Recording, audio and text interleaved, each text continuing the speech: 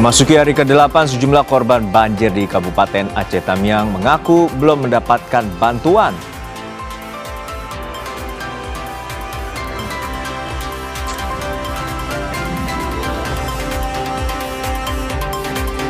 Jawab desakan penetapan status bencana nasional di Sumatera.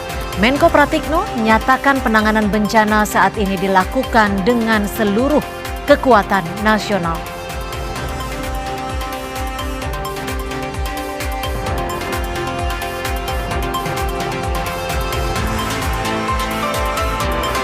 Bupati Aceh Tengah menyatakan 97 desa masih terisolasi. Kebutuhan beras hanya bisa bertahan 2 hari ke depan.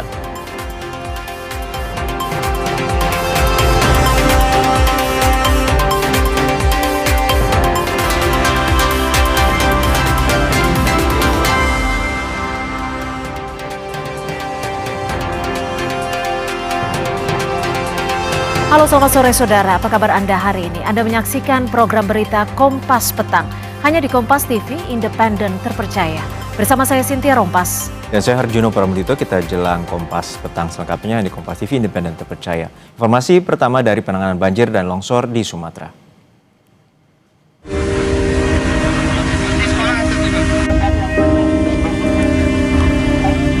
Hanya air lumpur inilah yang kami minum.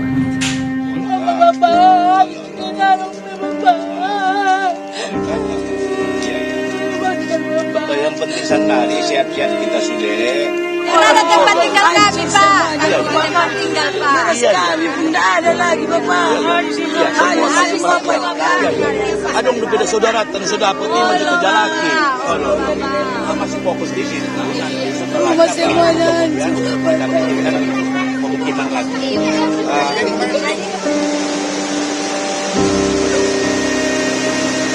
Kami menunggu itulah Pak kami. Kami butuh beras, air bersih. Kami butuh beras sama air bersih lah. Tolong segera dikirim Pak.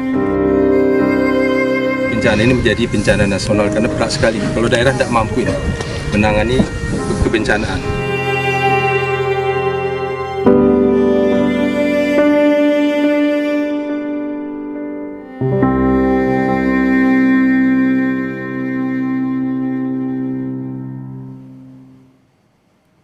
TNI Angkatan Udara mengirimkan bantuan ke warga Aceh Tamiang, Aceh melalui pesawat angkut Super Hercules. 20 paket bantuan dijatuhkan menggunakan parasut.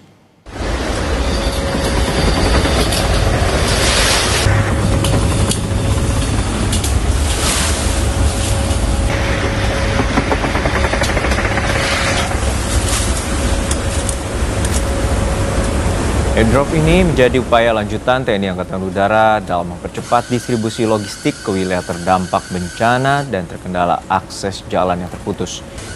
Penerjunan dilakukan di drop zone Lapangan Bima, Kecamatan Kuala Simpang, lokasi yang sebelumnya juga digunakan sebagai titik penyaluran bantuan helibox. Pesawat memasuki area penerjunan pada ketinggian rendah untuk memastikan bantuan jatuh tepati sasaran. Sistem dengan parasut dirancang untuk memungkinkan paket bantuan turun dan secara stabil dan aman dari ketinggian yang minim, sehingga sangat efektif untuk menjangkau daerah yang sulit diakses.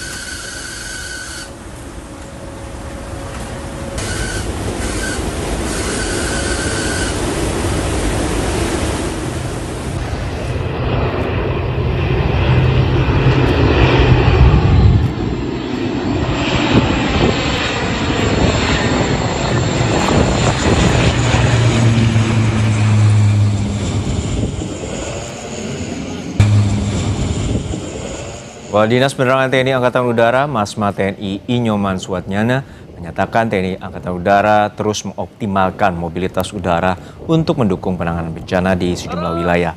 Airdrop seperti LCLA sangat membantu ketika jalur darat belum bisa dilalui.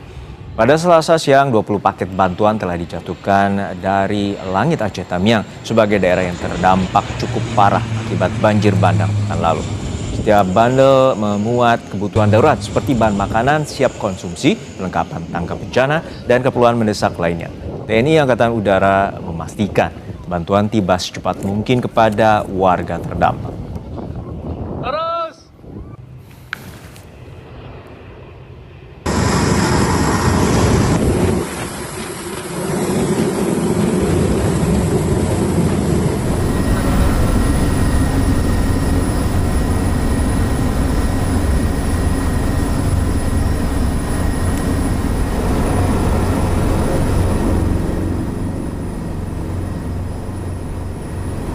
Sementara itu, Rabu siang TNI Angkatan Udara kembali menyalurkan bantuan ke daerah Bener Meriah, Aceh. Bantuan logistik terhadap wilayah yang terisolir dengan heli Karakal Skuadron Udara 8 TNI AU. Warga berlarian mendekati bantuan yang didrop oleh TNI AU. Selain Bener Meriah, TNI Angkatan Udara juga mengirimkan bantuan ke daerah terdampak bencana, yakni Sibolga dan Batang Toru. Heli Karakal TNI AU mampu mengirimkan rata-rata 20 hingga 25 ton bantuan logistik ke wilayah terisolasi. Kendala yang dihadapi terdapat daerah yang masih tergenang sehingga heli tidak dapat mendarat sempurna.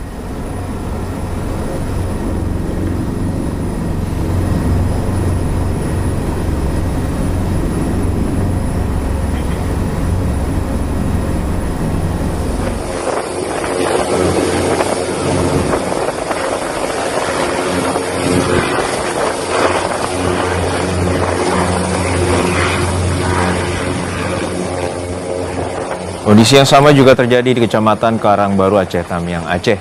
Saat helikopter mendarat, warga langsung berlarian mengambil bantuan logistik yang dibagikan. Kecamatan Karangbaru, Aceh Tamiang menjadi salah satu wilayah terparah karena banjir bandang.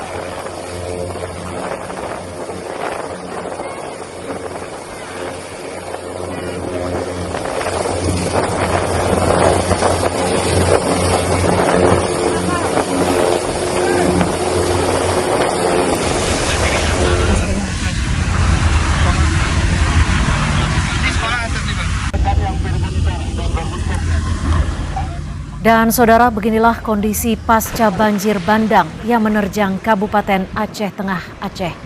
Sejumlah bangunan rata dengan tanah. Bupati Aceh Tengah bilang hingga saat ini masih ada 97 desa yang masih terisolasi.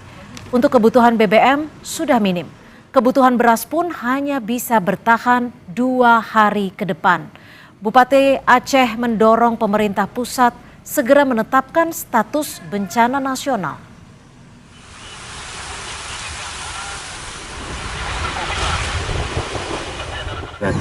Terisolir itu ada 97 desa yang hari ini belum terjangkau.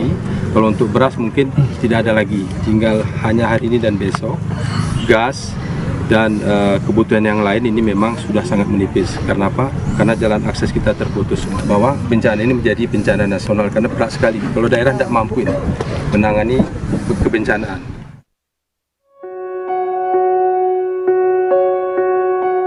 Dapat bantuan apapun, kami mau konsumsi air banjir itu. Kondisi lulu lantah, porak-poranda tak bersisa. Inilah pemandangan yang saya dapati ketika pertama kali menginjakan kaki di Aceh Tamiang, salah satu lokasi terparah banjir bandang di Provinsi Aceh. Akses jalan yang terputus membuat Kecamatan Karangbaru dan Kuala Simpang Aceh Tamiang baru bisa ditembus pasca 7 hari banjir bandang terjadi.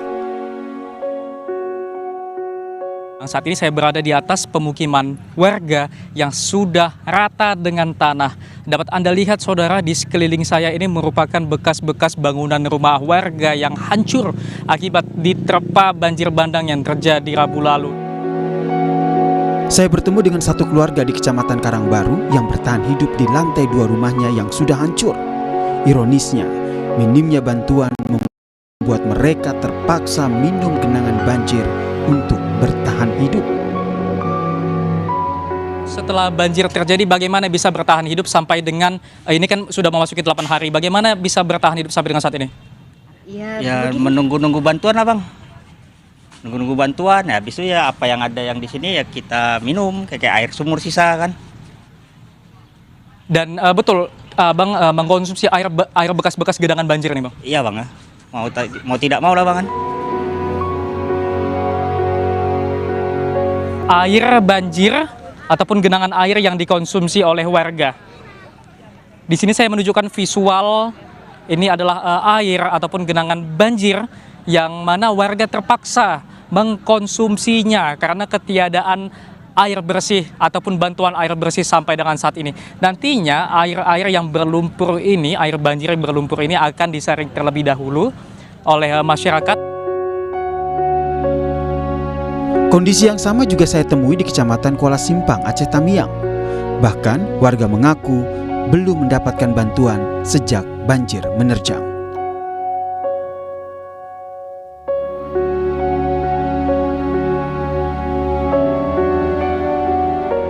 Pak, apakah sudah ada bantuan nih Pak? Belum ada Pak, sampai sekarang belum ada bantuan Pak. apapun Pak. Belum ada. Kami menunggu itulah Pak, kami Pak. Kami butuh beras, air bersih.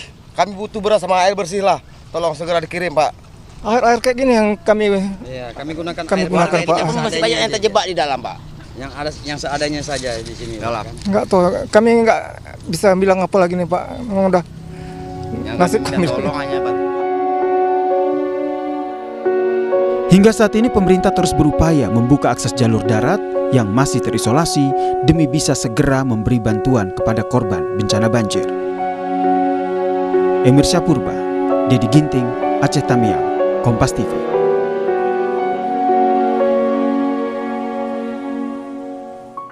Distribusi dan evakuasi korban via udara masih terus dilakukan mengingat sejumlah lokasi masih terisolasi.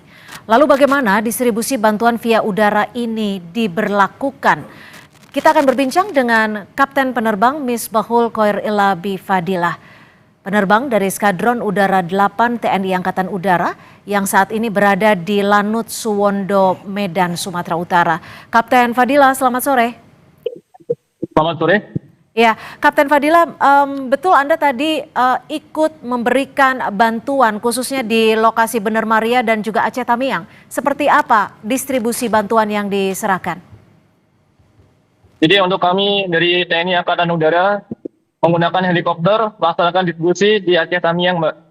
Pelaksanaannya untuk di sana sendiri kita diberikan spot oleh ASOP kami, grup heli, kemudian kami laksanakan pendistribusian di sana. Seperti yang kita ketahui bahwa di sana masih terisolir. Untuk warga belum mendapatkan makan kurang lebih 3-4 hari, sehingga kita mendistribusikan air dan sembako di sana. Dan juga fasilitas sana sudah tidak dapat digunakan, seperti listrik, kemudian kendaraan-kendaraan, jembatan-jembatan tidak bisa masuk sana, sehingga hanya bisa digunakan melalui jalur udara pendistribusiannya. Demikian, Mbak. Kapten Fadilah, kalau dari visual yang sempat dikirimkan, ini kan heli Anda bisa dikatakan cukup rendah seperti itu terbangnya namun tidak mendarat. Apakah ada kendala terkait pendistribusian atau seperti apa? Untuk kendala pendistribusian sendiri sebenarnya di sana kita tidak bisa mendarat dengan sempurna. Akan tetapi kita menggunakan hanging power atau tidak ditempelkan di dalam tanah, di tanah, sehingga kita bisa melaksanakan pendistribusian secara optimal kepada warga dan warga dapat menerima dengan baik semua distribusi yang kita berikan bantuan, baik itu air mineral ataupun sembako kepada masyarakat dan warga. Demikian, Mbak. Lalu ini kan ada banyak warga yang memang diinformasikan belum mendapatkan bantuan atau jika pun dapat kondisinya jumlahnya masih minim. Kalau dari yang Anda lihat di lapangan, seperti apa kondisinya? Dan apakah bantuan yang sempat dikirimkan ini sudah diterima oleh seluruh warga? Baik, Mbak. Untuk yang kami lihat sendiri memang seperti itu adanya, banyak yang masih kekurangan, akan tetapi sampai dengan saat ini, sampai dengan detik ini, ASOP kami dengan Satgas UD untuk penanggulangan bencana tetap bekerja untuk menentukan spot-spot yang akan kita laksanakan. Sehingga pada satu hari saja kita bisa sampai 8 spot, Mbak. Untuk helikopter ini satu hari kita bisa sekali flight bisa 2 tempat. Kemudian satu hari bisa 3 sorti. Sehingga kurang lebih ada 8 tempat per harinya. Sampai dengan saat ini masih di plotting. Untuk besok akan terus berlanjut sampai dengan instruksi lebih lanjut ini. Oke, lalu pemilihan lokasi mana yang dapat memperoleh bantuan lebih dulu dan lokasi mana yang dianggap lebih penting untuk mendapatkan bantuan berdasarkan apa ini nantinya? Jadi untuk itu kami sudah mendapatkan sendiri dari Satgas kami, dari asisten grup kami, sehingga kami malam diberikan informasi untuk besoknya terbang ke daerah yang ditentukan. Artinya titik-titik yang akan diberikan bantuan atau didistribusikan sudah ditentukan, seperti itu ya? Betul. Jadi setiap pemasukan laporan-laporan dari dari dari pimpinan dimasukkan, kemudian diserahkan ke kami yang melaksanakan. Untuk isi ataupun dari bantuan ini isinya apa saja, Kapten? Apakah dari tim juga mengetahui? Mengetahui, untuk kami sendiri mendistribusikan air mineral, kemudian sembako seperti beras, makanan instan seperti mie instan, kemudian roti-roti, dan juga minyak, seperti itu, Mbak.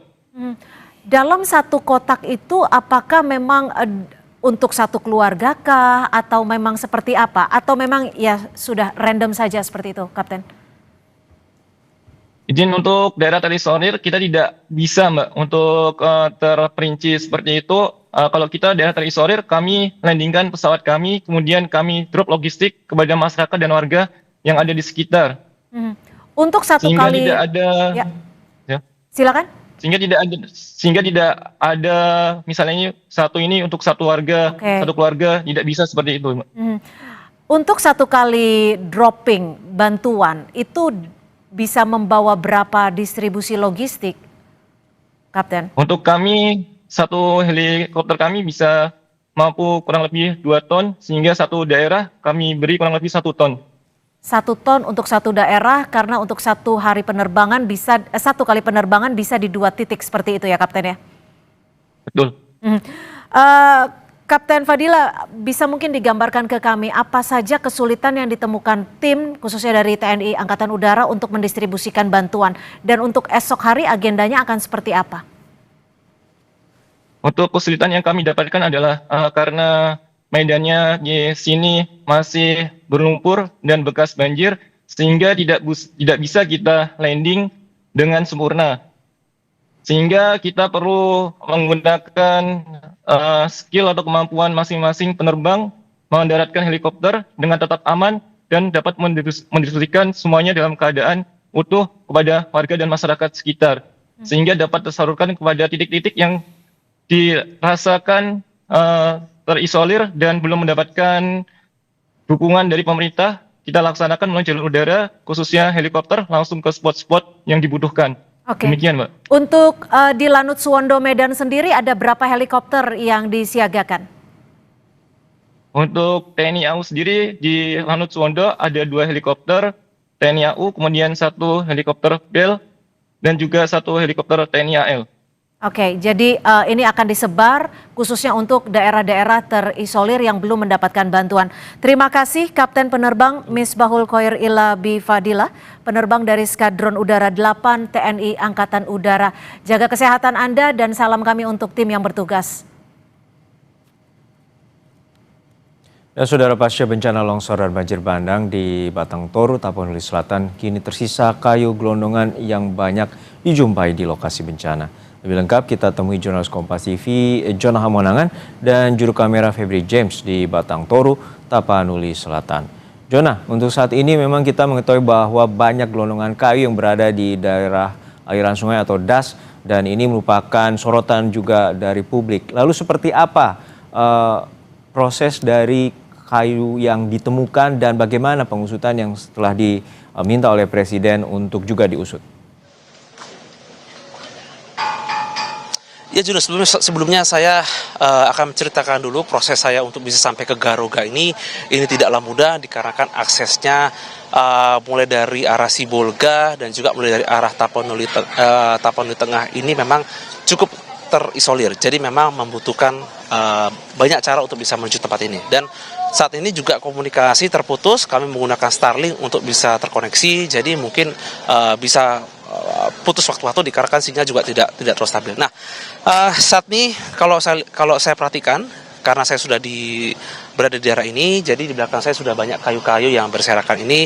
Jadi langkah berikutnya dari masyarakat adalah akan menggunakan kayu-kayu ini untuk dipotong, untuk dipakai untuk membangun rumah. Jadi dikarenakan kayu-kayu ini banyak dari masyarakat yang tadi saya tanya.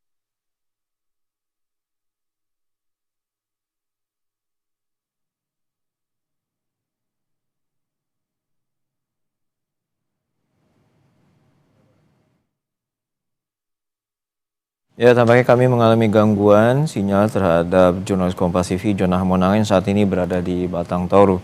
Jadi sebelumnya Jonah menyampaikan bahwa ditemukan banyaknya gelondongan kayu, terutama di daerah aliran sungai Batang Toru. Ini yang menjadi sorotan oleh pemerintah dan juga Presiden menyatakan juga meminta adanya pengusutan terkait dengan kayu gelondongan ini.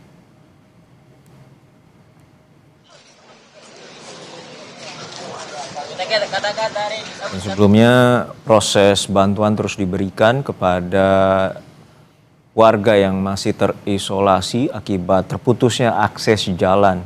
Dan sebelumnya bantuan melalui udara terus dikerahkan, terutama dari TNI Angkatan Udara menggunakan airdrop atau bantuan melalui parasut, dan kemudian diberikan kepada warga yang saat ini masih terisolasi.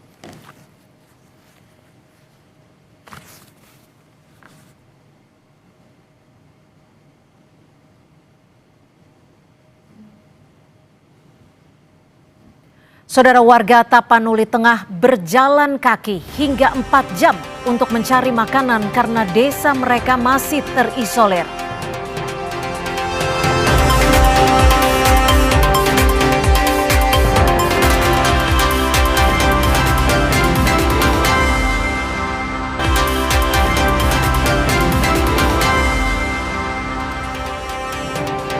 Terima kasih Anda masih bersama kami di Kompas Petang. Saudara, warga Tapanuli Tengah berjalan kaki hingga 4 jam untuk mencari makanan karena desa mereka masih terisolasi.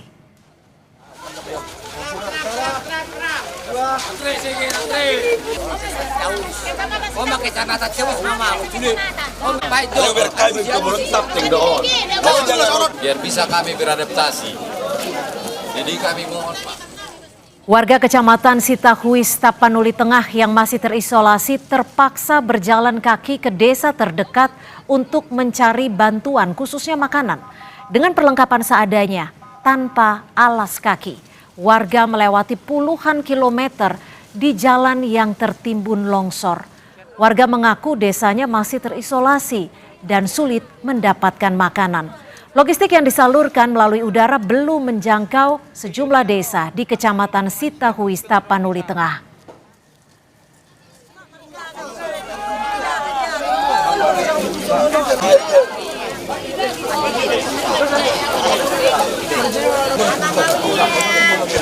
Dari pagi jam 7 sampai 11 menelusuri jalan yang rusak. Jadi sampai sekarang kami belum menerima apa-apa. Jadi kami minta tolong biar agar semua masyarakat bisa memperhatikan kami dalam kondisi bencana ini. Kami ini semua belum makan karena kami bawa dari kampung nggak ada apa-apa.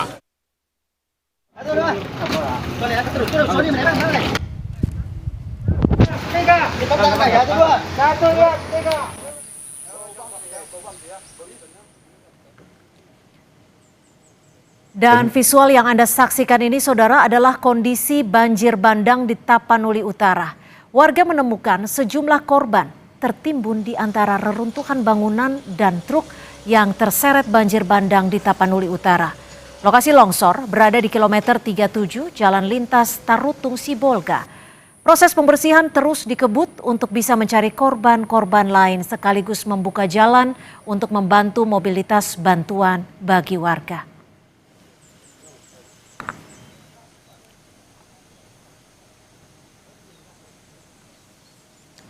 Pasca bencana longsor dan banjir bandang di Batang Toru, Tapanuli Selatan, kini tersisa kayu gelondongan yang banyak dijumpai di lokasi bencana. Lebih lengkap kita temui jurnalis Kompas TV, Jonah Hamonangan dan juru kamera Febri James di Batang Toru, Tapanuli Selatan.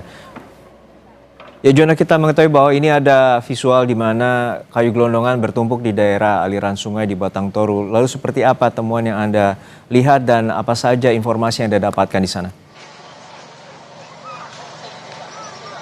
Ya Juno, posisi saya jadi ini adalah lokasi video-video viral yang sering kita lihat di media sosial.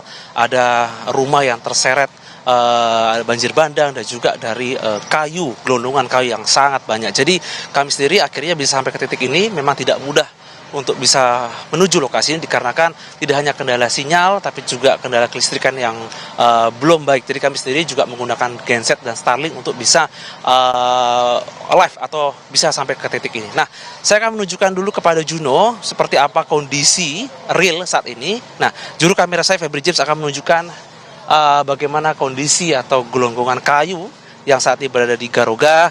Jadi temuan yang saya dapat adalah tadi saya juga sudah berkomunikasi dengan masyarakat, saya juga sudah ngobrol dengan ibu-ibu atau inang-inang ataupun dari yang tokoh-tokoh muda. Mereka sendiri mengatakan bahwa ada sekelompok masyarakat yang memang memotong atau mungkin melakukan pembalakan. Jadi mereka memotong ini sebenarnya untuk membuka lahan baru, misalkan seperti berkebun ataupun hal lainnya. Tapi memang ini tanda kutip tidak terkontrol atau mungkin melebihi dari yang seharusnya. Jadi ketika ada hujan deras,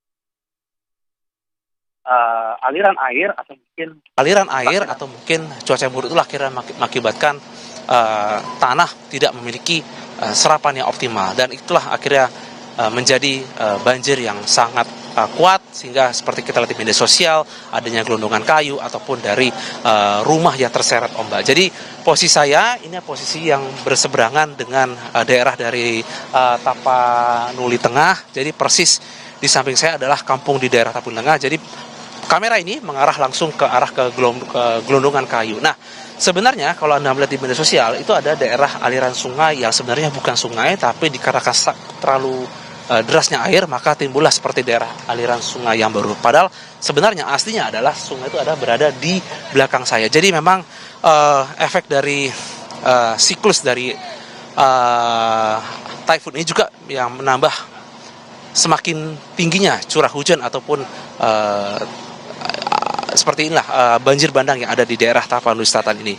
Jadi kalau kita masuk ke dalam atau menuju ke arah jalan yang Anda lihat di kamera ini, kita akan semakin melihat bagaimana seperti tampak daerah aliran sungai dan juga semakin banyak kayu-kayu yang berserakan atau menumpuk di satu titik. Jadi ini sangat banyak, dan masyarakat sendiri rencananya akan memakai kayu ini untuk membangun rumah mereka kembali atau mendaya gunakan. Jadi kayu ini akan dipilih mana yang masih baik, mana yang mungkin secara bentuk sesuai dengan yang mereka inginkan. Nanti mereka akan potong, nanti mereka akan mempergunakan untuk membangun kembali rumahnya. Jadi kalau Anda lihat sekarang di visual ini masyarakat, ini adalah masyarakat yang berasal dari kampung, dari dalam. Mereka sendiri ada yang mengungsi, masih ada rekan atau saudara. Jadi kondisinya memang kalau kita lihat per hari ini bantuan sendiri juga sebenarnya sudah masuk, dan juga dari TNI Polri juga sudah mendirikan posko. Tadi saya juga melihat dari TNI memberikan, tapi juga memberikan seperti Starlink atau cara untuk bisa berkomunikasi. Dan juga tadi dari pihak polisian, dari pihak Brimo juga membuka dapur lapangan. Jadi sebuah cara masyarakat minimal adalah berkomunikasi ataupun makan. Nah, ini di kamera saya James akan memutar kamera. Jadi kalau Anda lihat ini di samping adalah ada gapura. Jadi di samping adalah perbatasan antara Tapanuli Selatan dan Tapanuli Tengah. Kalau Anda melihat ini ada jembatan. Inilah sebenarnya sungai yang sebenarnya, yang seharusnya. Jadi kalau Anda lihat video viral, adanya seperti aliran yang sangat deras, itu bukan sungai yang sebenarnya yang ada di titik ini. Jadi yang di depan kita, yang kita lihat sekarang, ini sudah masuk ke daerah Amboli, lebih tepatnya di Tapanuli Tengah. Jadi akses jembatannya pun terputus. Jadi masyarakat ini juga menggunakan adanya batang pohon kayu yang dipasang melintang. Jadi untuk kendaraan baik roda 2 roda 4 tidak bisa masuk sama sekali, atau mereka hanya bisa terhambat sampai keluar. Kami pun tadi juga melewati jembatan terputus itu menggunakan adanya batang kayu, dan masyarakat juga mengharapkan adanya dukungan dipercepat dari TNI Polri, dan ini juga sudah dijawab kemarin oleh Pangdam 1 Bukit Barisan, Lejen Gisardianto, bahwa dalam waktu dekat, Angkatan Darat akan memasang jembatan Bailey. Jadi ini jembatan yang dipakai untuk sarana darurat untuk bisa menghubungkan atau konektivitas khususnya antar kampung, antar desa, khususnya yang ada di daerah Garuga ini. Jadi kalau Anda melihat video viral yang banyak kayu, tambah lagi dengan banjir bandang, disinilah tempat kami berdiri tempatnya. Nah, memang saat ini kondisinya untuk aliran listrik ini banyak yang menggunakan genset.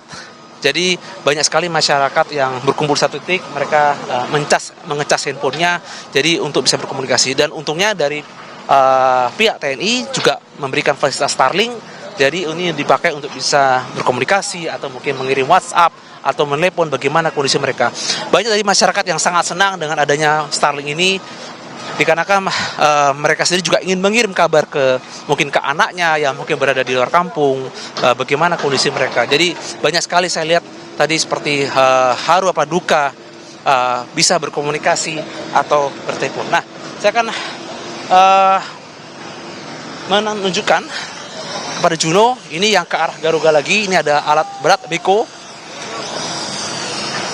Jadi alat berat beko ini akan membersihkan jalan.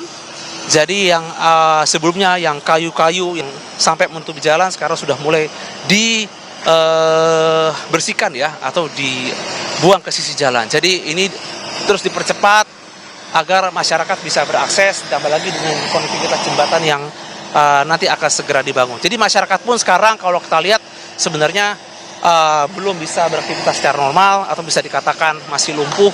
Jadi memang bantuan seperti makanan ataupun bantuan-bantuan lain, bahkan tadi saya lihat juga ada yang memegang seperti pakaian. Jadi memang seperti inilah kondisi yang saya lihat sekarang, bahwa di daerah Garuga ini bantuan masih sangat dibutuhkan. Dan tadi saya juga sempat bertemu dengan ibu-ibu atau inang-inang yang tadi sempat mengobrol ke saya dan meminta untuk disampaikan bahwa permintaan seperti obat-obatan karena sudah banyak yang diare, bahkan penyakit lain. Jadi diharapkan adanya bantuan yang bisa masuk ke tempat ini, sehingga tidak hanya makanan tapi juga support medis ini cukup penting. Jadi sepertilah kondisi yang saya lihat sekarang, dan kami mengharapkan juga adanya support dari pemerintah pusat ataupun daerah untuk bisa secepat mungkin tidak hanya merekonstruksi tapi juga memperhatikan masyarakat yang ada di wilayah ini. Juno. Ya Juno, untuk saat ini bagaimana dengan upaya pencarian dan juga yang meninggal dari lokasi terutama Batang Toru? Singkat saja, Juno.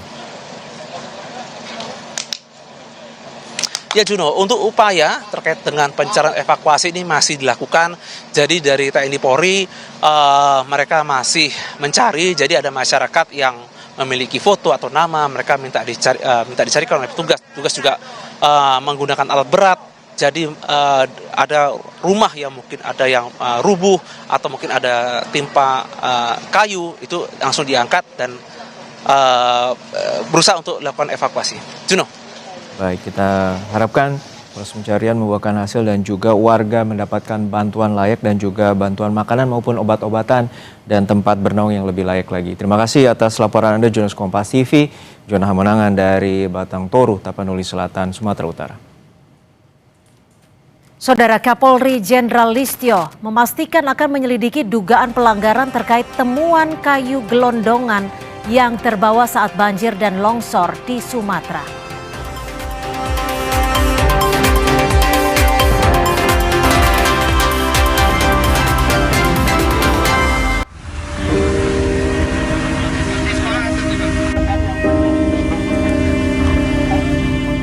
Air lumpur inilah yang kami minum.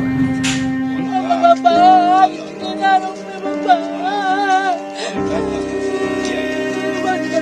yang penting sekali sehat-sehat kita sudah.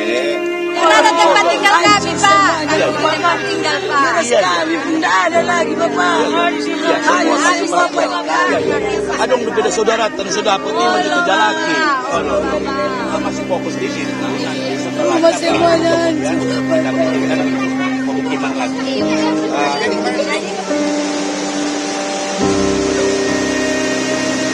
Kami menunggu itulah Pak. Kami butuh beras, air bersih.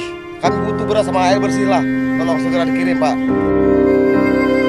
Bencana ini menjadi bencana nasional karena berat sekali. Kalau daerah tidak mampu ya menangani kebencanaan.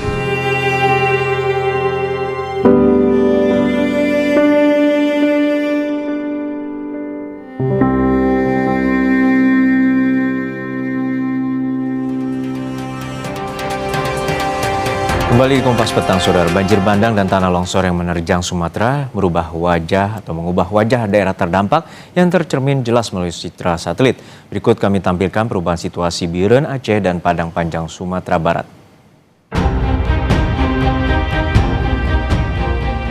Dari citra satelit Jembatan Kembar Padang Panjang terletak di Kelurahan Silaing Bawah, Kota Padang Panjang, Sumatera Barat. Jembatan ini menjadi ikon gerbang masuk dan jalan penghubung Padang Bukit Tinggi dan Lembah Anai. Ini merupakan lokasi pertemuan dua sungai yang menyatu menjadi Sungai Batang Anai. Sungai sebelah kanan dari arah Padang Panjang berhulu di Gunung Marapi dan Gunung Singgalang. Dan ini merupakan kondisi pasca terjangan banjir bandang yang terjadi pada akhir November lalu. Jembatan Kembar Padang Panjang terdampak bencana banjir bandang, lumpur menjadi saksi tingginya banjir yang menerjang. Selain lumpur, derasnya debit air juga membawa bebatuan dari hulu dan merusak sebagian jalan. Dan ini citra satelit di titik lainnya, yakni Jembatan Tepin Mane di kilometer 10 Kecamatan Juli, Biren, Aceh yang menghubungkan antara Biren dengan Takengon. Usai diterjang banjir bandang, jembatan ini putus total. Jembatan ini menjadi satu-satunya akses darurat bagi penyaluran logistik ke wilayah-wilayah terisolir serta jalur evakuasi bagi pasien kritis usai berhasil tersambung kembali dengan tali baja.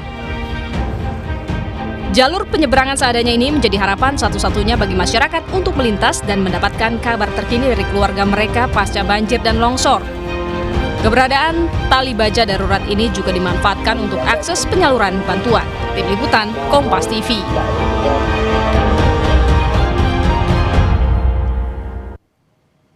Kementerian Lingkungan Hidup Senin depan akan memanggil seluruh pimpinan perusahaan yang berkontribusi memperparah bencana banjir dan longsor di Aceh, Sumatera Utara, dan Sumatera Barat.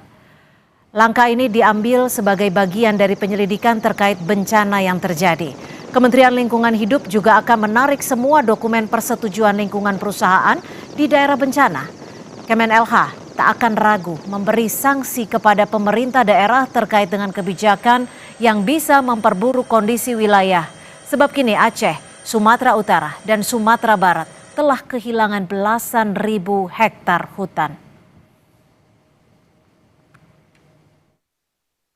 Akan melakukan penelusuran detail terkait dengan permasalahan ini, mulai dari sisi korporasi. Tentu kami mulai hari ini akan menarik kembali semua persetujuan lingkungan dari dokumen lingkungan yang ada di daerah-daerah bencana. Kemudian selanjutnya kami juga minggu depan sudah mulai memanggil entitas-entitas yang kami indikasikan berdasarkan kajian sementara dari citra satelit berkontribusi memperparah dari bencana banjir ini ke pemerintah daerah. Jadi kami tidak akan ragu-ragu memberikan sanksi ke pemerintah daerah bila mana berdasarkan kajian saintifik dia kebijakannya memperburuk kondisi landscape. Kapolri Jenderal Listio memastikan akan menyelidiki dugaan pelanggaran terkait temuan kayu gelondongan yang terbawa saat banjir dan longsor di Sumatera. Polri berencana membentuk tim gabungan bersama Kementerian Kehutanan untuk mengusut temuan itu.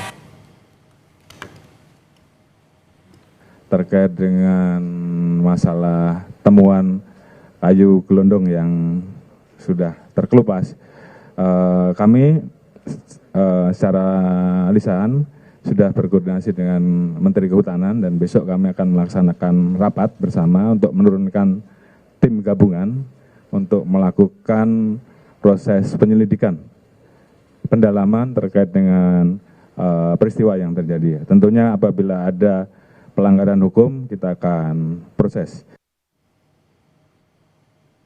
Saudara, menjawab desakan penetapan status bencana nasional di Sumatera, Menko Pratikno menyatakan penanganan bencana saat ini dilakukan dengan seluruh kekuatan nasional. Informasinya kami hadirkan usai jeda.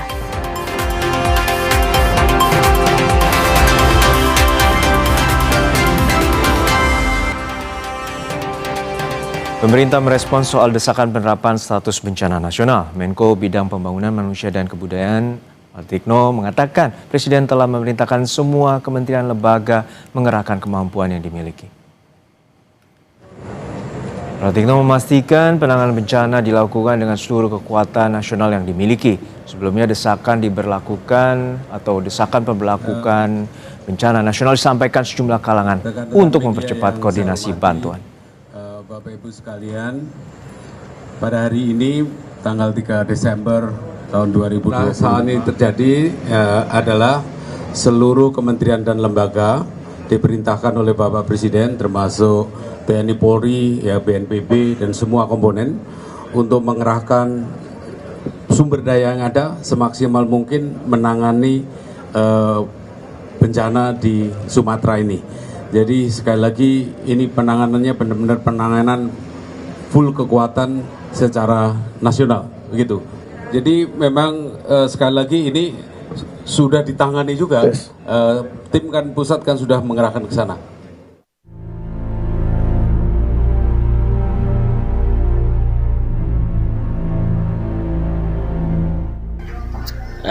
Kondisi pasca banjir di Desa Lebusaka. Mudah-mudahan ada bantuan ya dari pemerintah.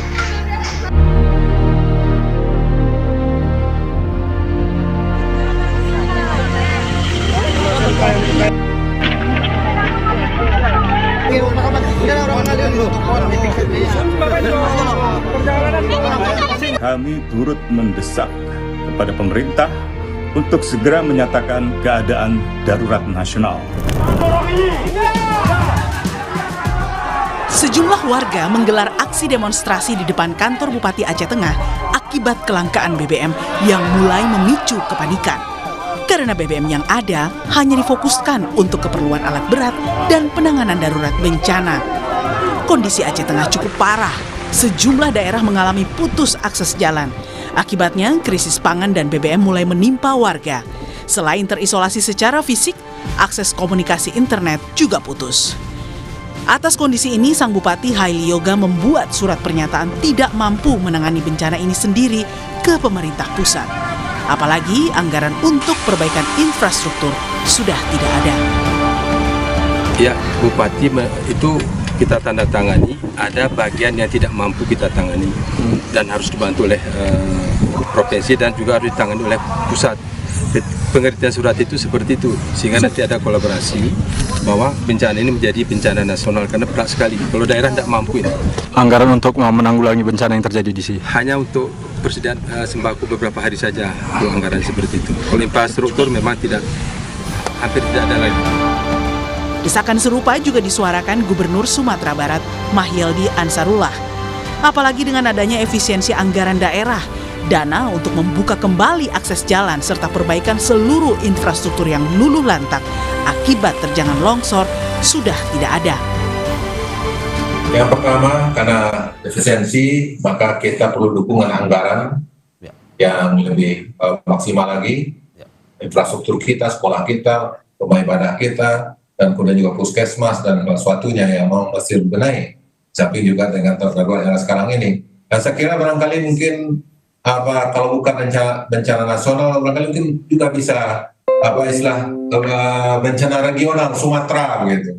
Sehingga memang barangkali mungkin ini juga menjadi langkah-langkah yang lebih konkret lagi untuk mengerahkan segala potensi yang dimiliki oleh pusat. Sepekan lebih pasca bencana longsor dan banjir bandang, kondisi para korban kian memprihatinkan. Bala bantuan yang diberikan pun belum merata. Hal inilah yang memunculkan desakan agar pemerintah segera menetapkan status bencana nasional. Tujuannya agar bala bantuan dari segala penjuru termasuk asing bisa segera masuk. Kami turut mendesak kepada pemerintah untuk segera menyatakan keadaan darurat nasional. Ini demi percepatan pertolongan kepada saudara-saudara kita, kepada satwa-satwa Indonesia di Sumatera Utara, di Aceh, dan juga di Sumatera Barat. Pernyataan keadaan darurat nasional ini sangat penting untuk membuka segala peluang bantuan dari dalam maupun dari luar negeri.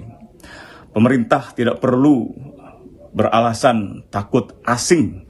Asing yang merusak Indonesia adalah asing yang bekerja sama dengan para pejabat Indonesia untuk merusak kekayaan alam demi keuntungan segelintir orang-orang mereka saja. Nikel, emas, batu bara, sampai dengan semen. Hentikanlah tambang-tambang, deforestasi, hentikanlah kriminalisasi terhadap para aktivis.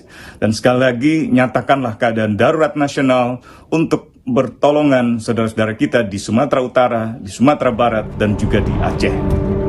Sejauh ini, Presiden Prabowo sudah menginstruksikan menggerakkan seluruh sumber daya nasional untuk mempercepat pemulihan pasca bencana di Aceh, Sumut, dan Sumbar. Arahan Presiden ini menjadi landasan mobilisasi lintas kementerian dan lembaga untuk memastikan program tanggap darurat berjalan cepat. Tim Liputan, Kompas TV. Lalu apa yang menjadi pertimbangan pemerintah memilih tidak menaikkan status bencana nasional untuk Aceh, Sumatera Utara, dan Sumatera Barat? Dan juga bagaimana penanganan bencana yang terjadi di Sumatera Barat dan juga di Sumatera Utara? Kita akan membahasnya bersama Bupati Tapanuli Selatan, sudah ada Gus Irawan, dan Gubernur Sumatera Barat, sudah ada Pak Mahyeldi Ansarullah.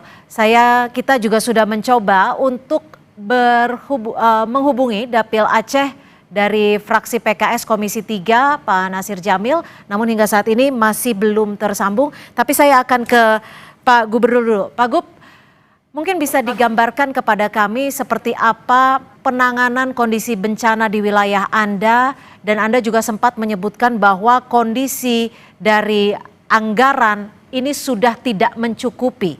Bisa digambarkan kepada kami? Bisa digambarkan kepada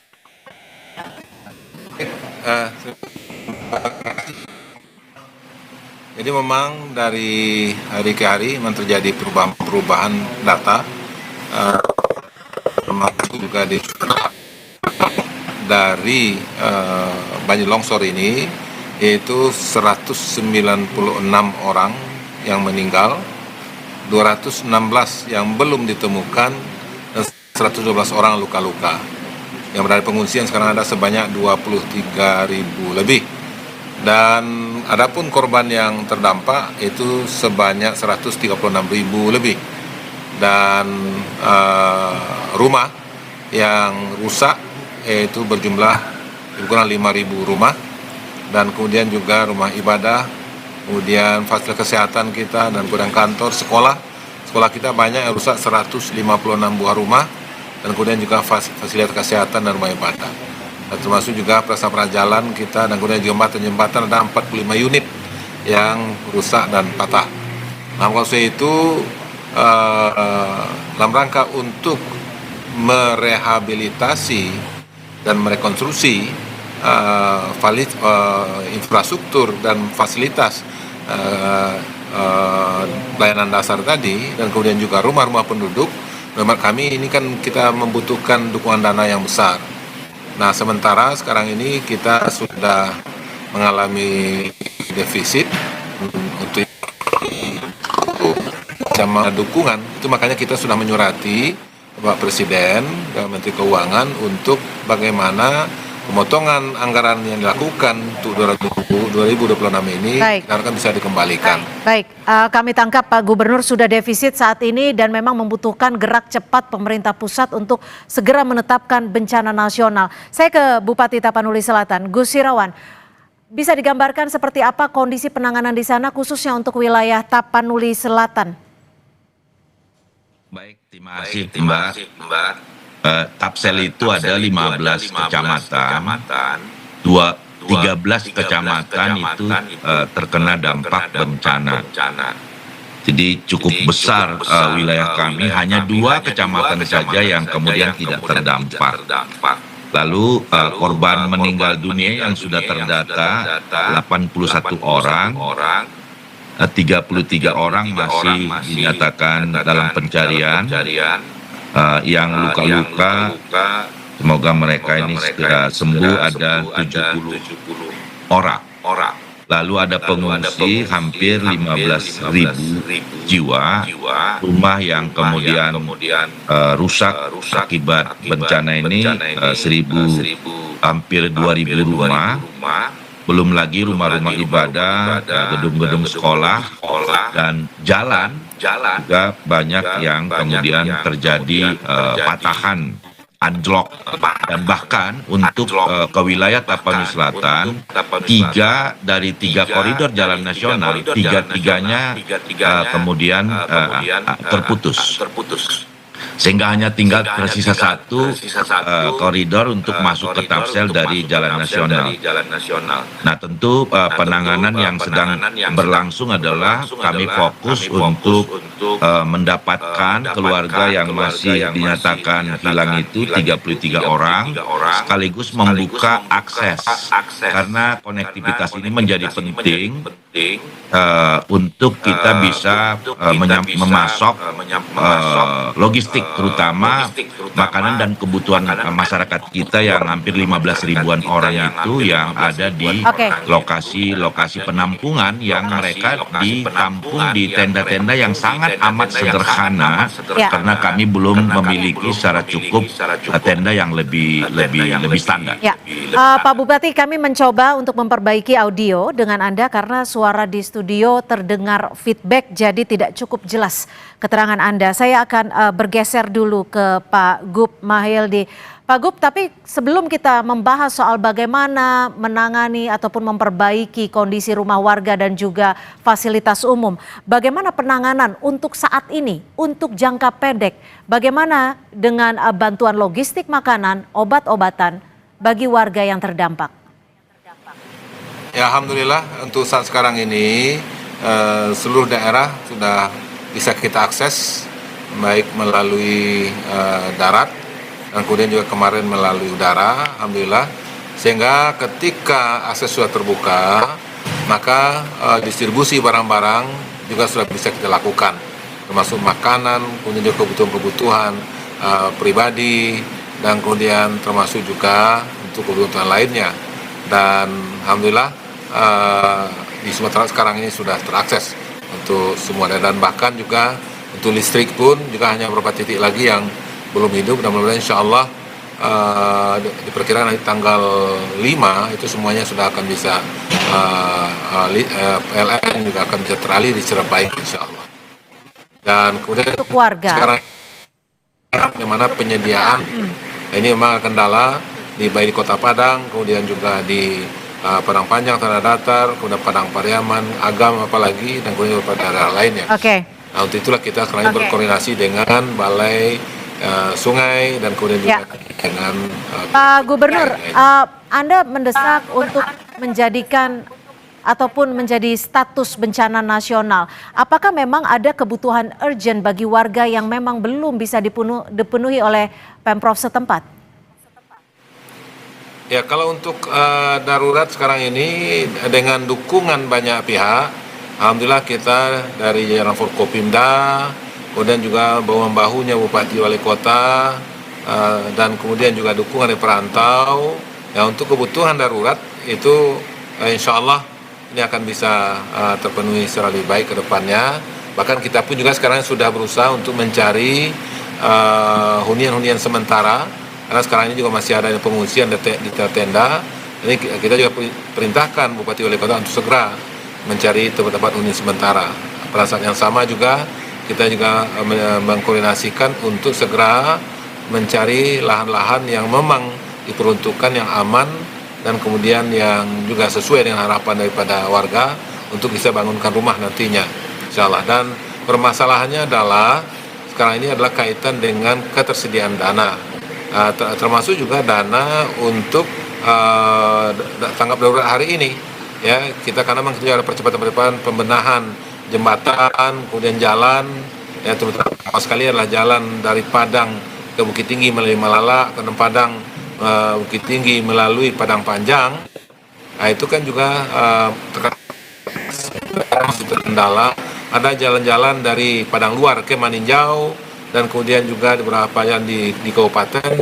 Ya, ini yang saya kira dengan banyaknya kesempatan, kemudian rumah masyarakat dan rumah sekolah ini dukungan anggaran yang lebih maksimal lagi. Untuk itulah harapan kita dukungan daripada pusatnya akan bisa lebih maksimal.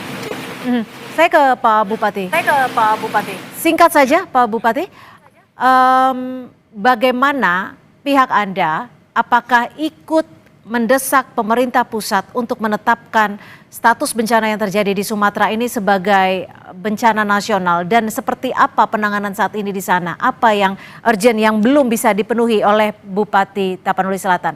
Tapi jawabannya usai jeda, tetap bersama kami.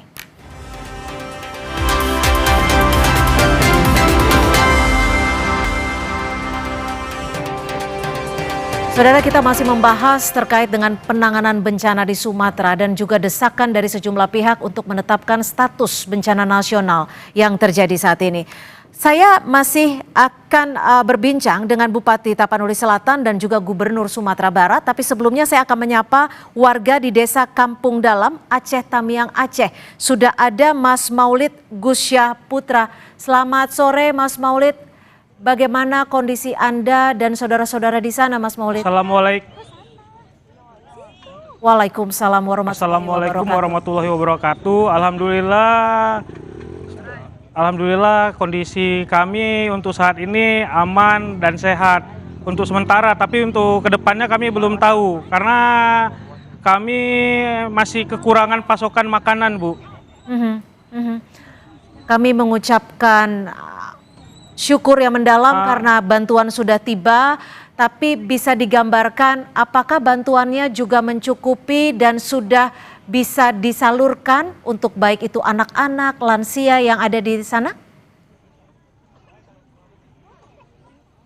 Kalau untuk sementara saya rasa kalau untuk sekitaran Kecamatan Karangbaru, Kota, Kecamatan Ranto, insya Allah bisa, tapi kalau untuk Kecamatan Tamiang Hulu ataupun ke Trenggulun saya rasa tidak mencukupi juga itu, Bu.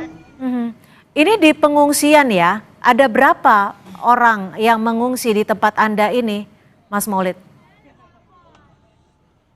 Kalau pengungsian saya kan di Rumah Sulup, agak ke dalam, Bu. Itu mungkin sekitar 500 orang ada, Ibu.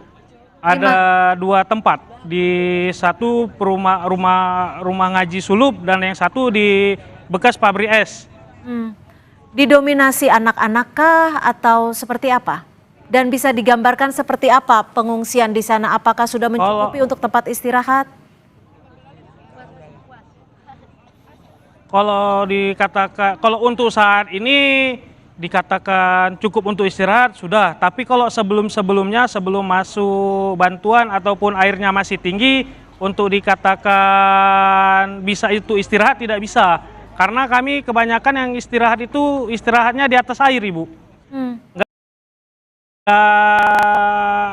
di bawah, yang di atas itu yang nggak kena air orang tua dan anak-anak, Ibu.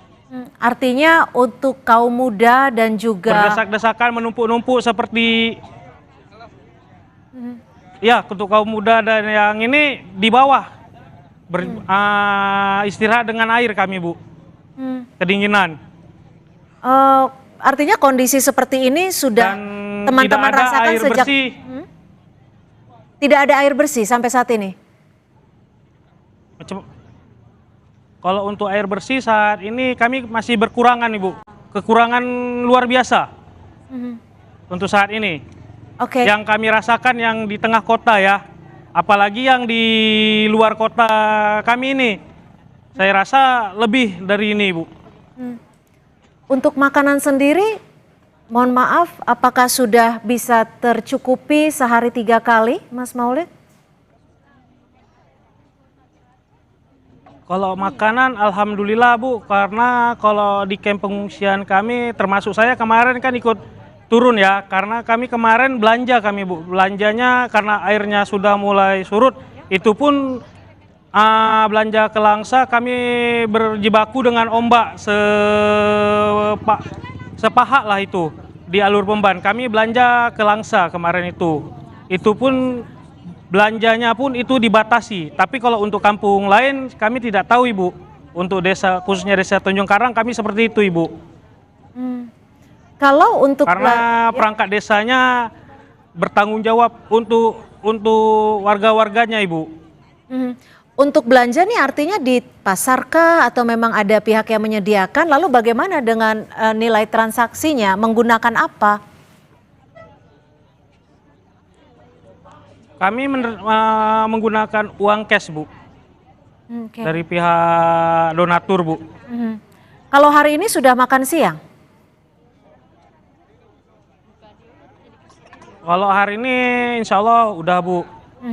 Makan malam Tadi sudah ada tersedia? dikasih bantuan kan di sini tadi kami dikasih makan siang. Oke. Untuk Tapi kalau silakan Mas Maulid. Tapi kalau untuk tinggal di rumah, saya rasa kalau saya insya Allah masih bisa lah Bu. Tapi kalau untuk kawan-kawan yang lain, saudara-saudara saya dan kawan-kawan lain nampaknya agak nggak bisa tinggal di rumah Ibu. Karena rumah yang ada dekat kami ini rata-rata hilang dan terhempas ombak, terhempas balok Ibu. Terhempas balok. Mas Maulid. Bukan kayu, kalau kayu kan kecil, ini balok Ibu. Artinya balok-balok Ya, Bu. besar seperti itu, Mas Maulid? Iya, balok-balok besar. Ada berapa rumah yang terhempas balok-balok besar ini di wilayah Anda? Saya tidak bisa memprediksi, cuman banyak Ibu. Oke. Karena semalam tadi saya turun sedikit saja ya. Di kampung saya itu baru ke depan aja baloknya udah lumayan banyak Bu, apalagi ke satu desa Menanggini. Di desa Menanggini kita untuk masuk ke kampungnya saja tidak bisa. Selain rumah, bertahan sama balok. Selain rumah, Mas Maulid, apa yang juga hilang akibat bencana ini? Singkat saja.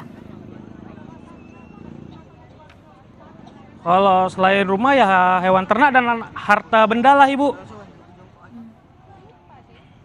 Baik, kami sangat prihatin dan tentunya doa kita bersama untuk teman-teman di sana.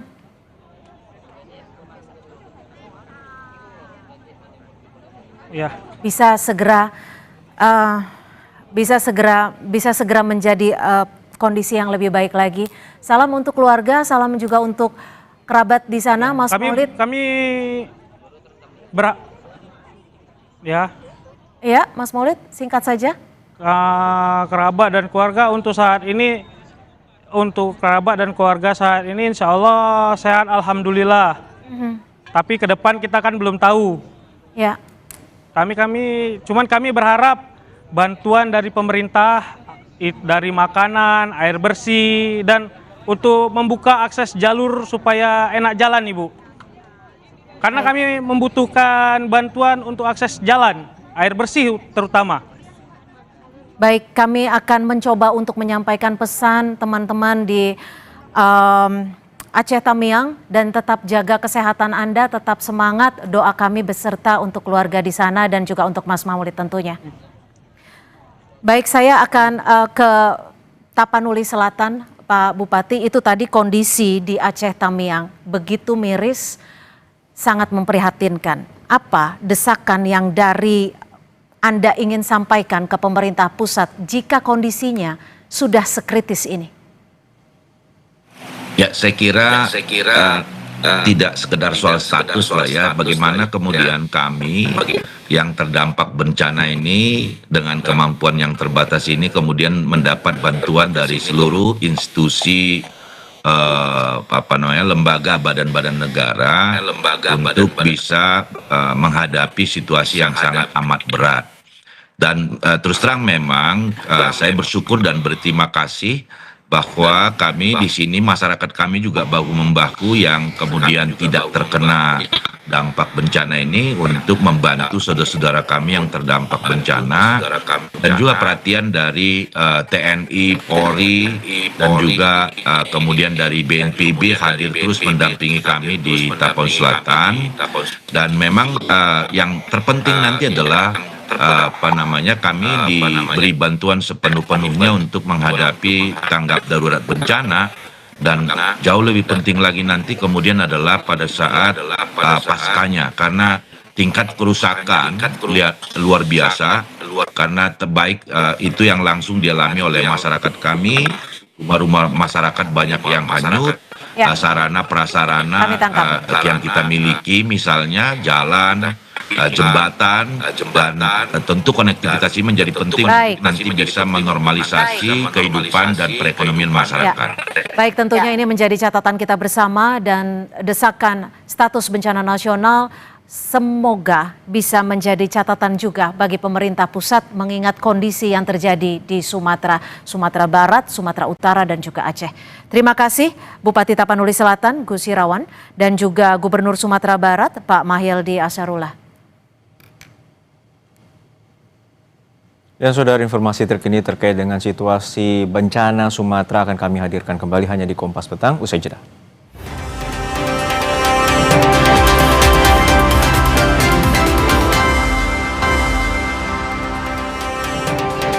Kembali di Kompas Petang, saudara, bantuan kemanusiaan korban terdampak banjir dan longsor di Sumatera terus berdatangan ke posko terpadu di Lanut Suwondo, Medan, Sumatera Utara. Posko terpadu bencana alam Lanut Suwondo terus menerima bantuan dari sejumlah pihak. Bantuan yang ditampung pun beragam, mulai dari beras, handuk, minyak goreng, kasur lantai, hingga satelit internet. Nantinya bantuan akan didistribusikan ke daerah terdampak banjir dan longsor di Aceh, Sumatera Barat, dan Sumatera Utara.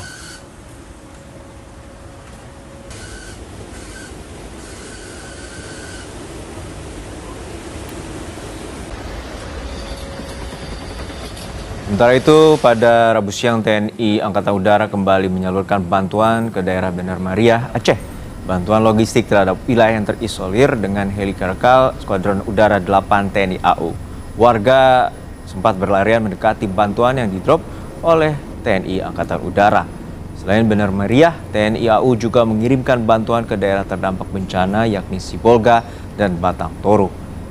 Heli Karakal TNI AU mampu mengirimkan rata-rata 20 hingga 25 ton bantuan logistik ke wilayah terpencil. Kendala yang dihadapi terdapat daerah yang masih tergenang sehingga heli tidak dapat mendarat.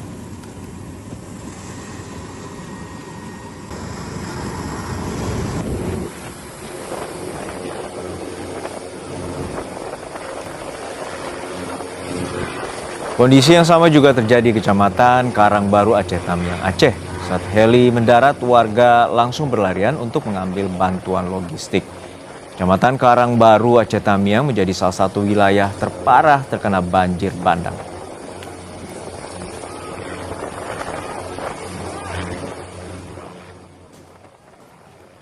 Tetap bersama kami di Kompas Petang. Informasi lainnya masih akan kami sajikan usai jeda.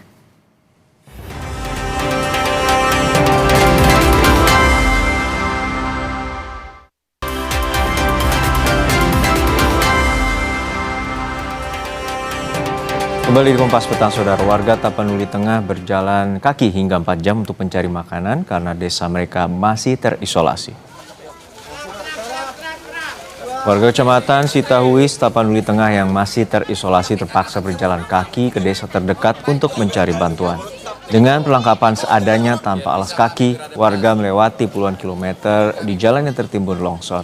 Warga mengaku desanya masih terisolasi dan sulit mendapatkan makanan. Logistik yang disalurkan melalui udara belum menjangkau desa di Kecamatan Sitahuis, Tapanuli Tengah.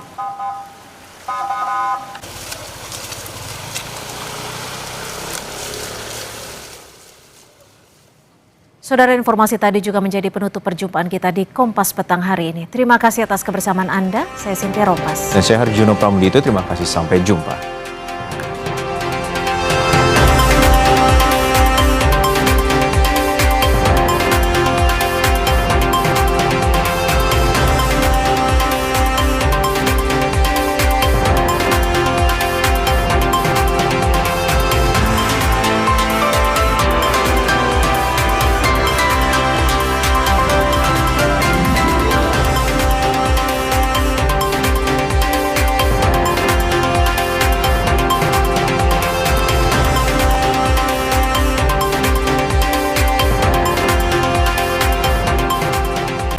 Terima kasih Anda telah menyaksikan Kompas Petang, didukung oleh